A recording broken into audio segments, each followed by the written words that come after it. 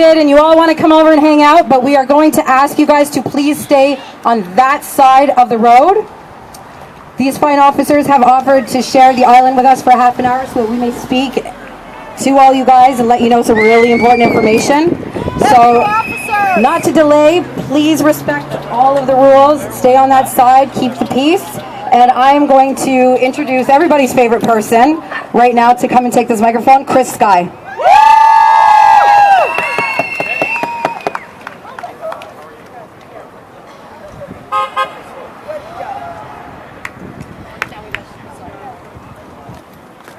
Hello, everybody. Hello. I don't know if you guys have heard me speak for the last 4 or 5 weeks, but my number one priority is to get everybody back to work. Yeah. Last week, I told everybody that I was working on a nonprofit, a website, a funding campaign, and I'm proud to say that probably within the next 5 minutes, the site will be live. Business owners from all over Canada can donate. Business owners from Ontario can sign up. Private citizens can donate. We're going to start building our network all across Canada, and we're going to try to get everybody open as fast as we can, as safely as we can, as efficiently as we can. I don't know if you heard what the government's been saying. They already extended our emergency order until June 9th, and they're obviously going to do it again. Without justification, once again. Their original justification of not overwhelming the hospitals, of so-called flattening the curve, has proven to be a complete lie. As of yesterday, our 500 Ontario hospitals now only have 833 COVID patients. That's an average of just over 1.5 people per hospital. Wow, it's even going down. And every week, they come to you on TV and feed you the lie. The numbers aren't where we want them or where we need them. What numbers? Why don't you give us the details? Because if they gave you the details, like I just did, you know they were lying to you. You know they're extending this lockdown for political purposes, not for your health and not for your safety. So they lie. And they use their media and they rely on your trust and your compliance. And the cops aren't doing their job, locking up corrupt. Every 2 weeks, that emergency order has to be re-justified. It cannot go on indefinitely without justification. Our rights are being violated. In 1948, the Declaration of Human Rights was written. It has now become the most translated document in all of human history. It translated into over 500 languages, and it applies universally around the world in every country. Article 23 of the Human Rights Act states, every person has the right to work, the right to favorable employment conditions, and the right to be protected from unemployment. As we can see, that right is being thoroughly violated, and once again, without justification. Trying to say that they have to keep infection rates down is the largest red herring of this entire scam. Infection rates don't matter. If you get 500 people infected and not one of them is sick enough to even go to the doctor, let alone the hospital, it's completely irrelevant. It doesn't put a burden on our health system. It doesn't put a burden on our country. But every single day, businesses are closing. I had a business try to open in a faraway place. I don't want to say the name. I don't want to make him public. But he's out of the GTA. He had a restaurant. He had support of the local community, support of the local police. They had absolutely no COVID infections in his entire town for weeks now. He tried to open. Global media was there. They interviewed him. The government issued him a drastic warning. We'll fine you $50,000 and we'll take away your restaurant license permanently so you'll never be able to open another restaurant. These are the type of intimidation they are using to make people compliant. But the reality of the situation is they can charge you, they can fine you, they can do any of those things. It still has to go to court. And they still have to prove in court that they had justification to shut you down. And as we know, they don't. They know they don't. That's why they're trying to be so heavy-handed to scare you so you don't challenge them. Because they know if you challenge them individually, you can win. If you challenge them together, there's nothing they can do but let you go back to work. And that's what we're going to do. We're going to link businesses from all over Canada. My network is completely anonymous. The only person who will know the businesses in the network is me. The lawyer that I am using, the legal team I am using, will only know the businesses that actually need him. So, your info is completely safe. Nothing can happen to you. It's getting to the point, I've talked to dozens of businesses, and I asked them, how long can you last? Most of them are telling me, by July, they're done. August, they're done for sure. You think they're going to let you guys open before then? Have you been looking around? What do they tell you now? Now they, after 2 weeks of saying we're never going to do this, now they want to do regional openings. Why do they want to do this? So now they can tell you they're opening. Yeah, they're going to open a small town with 100 people. They're going to open another small town just so they can provoke it another week, another week, another week. And by the time June 9th comes around and they're ready to make justification, our hospitals are going to be so empty that I don't even know what they're going to be able to tell people anymore. Maybe that's why we have protests popping up all over the states, riots. I don't believe they're random, but we won't get into that. Because people are starting to wake up. People are realizing COVID is not nearly as dangerous as they say. So when people say it's a hoax, it's a scam, they're not saying it's fake, they're not saying nobody died, they're saying, look at the data. Our model said we're going to have 500,000 people dying in Canada. Really? Really? In reality, 95% of all the people who died from COVID were 60 plus. The vast majority, underlying conditions. These are people that were going to die anyways. And they had other diseases, they had other conditions. They were at the end of their life. Many were 80 plus, which is the average life expectancy in Canada. So it's not out of the norm. Then we have not one child age 0 to 20 dead from COVID.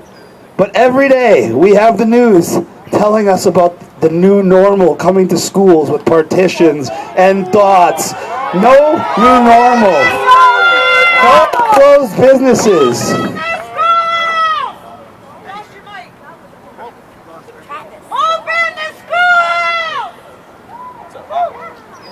We don't just want to open the schools. We want to open the schools in a way that's healthy for our children's minds and development. You understand? Not so-called healthy from a disease that has not killed one of them. What is more detrimental to their health? A disease that hasn't killed one of them, or putting them through over a decade of trauma and social conditioning that will make them unable to make decisions, unable to take criticism, unable to think for themselves, and live their entire lives in fear. Is that how you want your children to live? And if we don't go back to work, if we don't get those businesses back, and those families start suffering, how will you have the power to tell your government no? How will you be able to be independent enough to stand on your own 2 feet and say, we do not accept what you're doing to us? Answer, you can't. And that's why they're doing this. They want you to be paralyzed with fear. They want you to be so scared that you will literally sit at home and watch your livelihood slip away. Your business that you spent the last 10, 20 years, blood, sweat, tears, your entire heart and soul, the way you feed your family, the way you provide for your future generations. They are taking it all away from you, right in front of your face. And all they have to do is tell you, if you stand up for yourself, we're going to make an example out of you. Well, I say, let them try. When we open 100 businesses all at once. Hang on a second.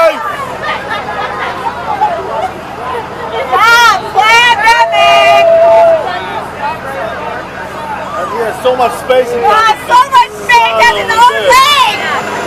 That's his own leg! We need to apply the same rule that applies here.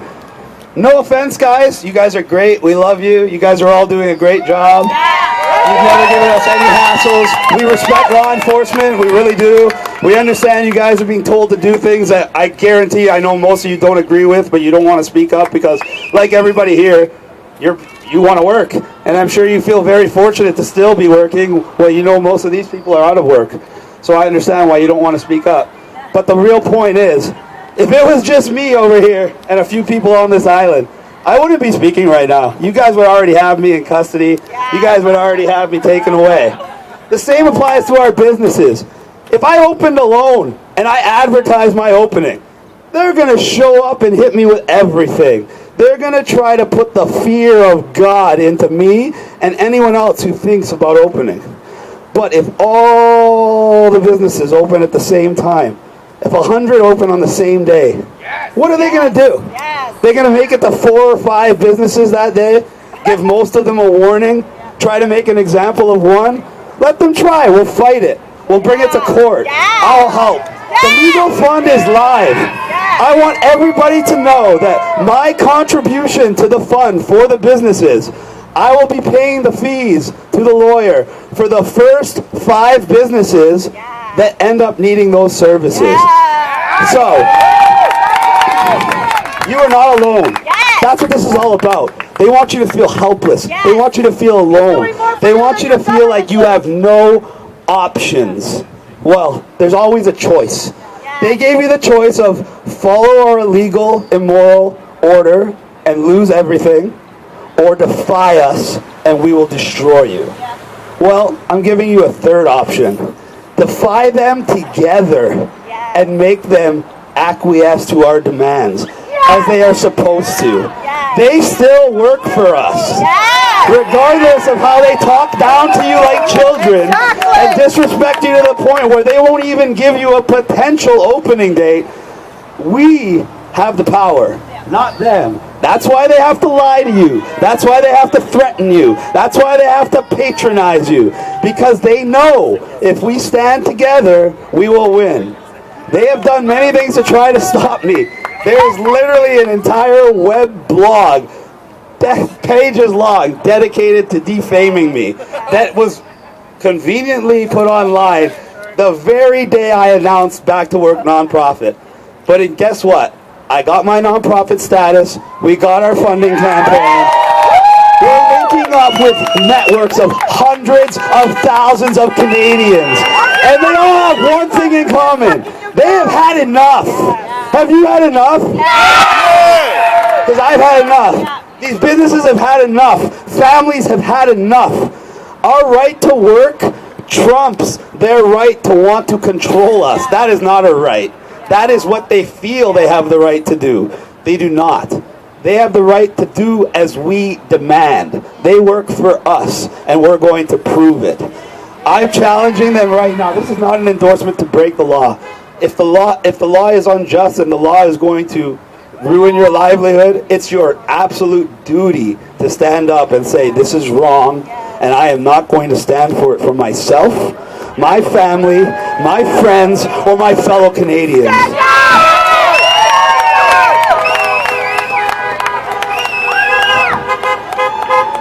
And once I get everybody back to work, once we get everybody back to work, because there's no way I can do this alone. I'm one man. I'm nothing. I need all of you. But once we do this and show them that we will unite, we will stand together, not only will they be absolutely terrified, this will be something that catches on globally. We will start a global movement against this tyranny and against these lies and against this propaganda and fear that they are using to control and subjugate you. And I'll have a new campaign, a better campaign, a campaign to spread awareness to millions and millions of people. Something that's going to make them turn over in their beds at night and reap the day I was born. I promise you that. All I need is your help. All I need is for you to listen to these people They're all good people. They all have your best interests at heart. We're not advocating violence. We're not advocating revolution. We're advocating intelligent freedom and non-compliance to tyranny, which is a civic right and a human duty. That's all I got to say.